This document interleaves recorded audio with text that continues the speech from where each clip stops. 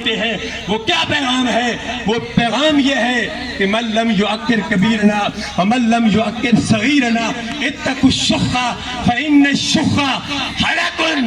فرمایا بڑوں کا ادب و احترام کرو، چھوٹوں پر شفقت کرو، بخیلی سے بچو، بخیلی تمہیں ہلاکت میں ڈال دے گی۔ آج میلاد مصطفیٰ کا یہی میسج ہے کہ ایک دوسرے کو برداشت کرو، بڑوں کا ادب و احترام کرو، چھوٹوں پر شفقت کرو۔ جتنی تمہاری منزل ہے، جتنا تمہارا وزن ہے، اپنے وزن کے برابر آگے چلو۔ اگر وزن سے آگے انزل الناس علی منزلہم او کما قال، فرمایا جو شخص جس کا جتنا مقام ہے اسے اس مقام کے مطابق عزت دو، اسے اس مقام کے مطابق اس کو وہاں بٹھا دو۔ یہ سرکار کی حدیث ہے۔ جس کو اللہ نے عزت دی ہے اسے کوئی ذلت نہیں دے سکتا، اور جس کو اللہ نے ذلت دی ہے اس کو کوئی عزت نہیں دے سکتا۔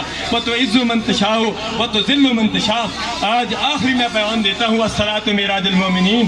اے نماز آئے عید میلاد النبی منانے والوں، عید میلاد النبی بھی مناؤ۔ ابھی زور کا نماز کا وقت بھی قریب ہونے والا ہے، باقی نمازیں بھی ہیں۔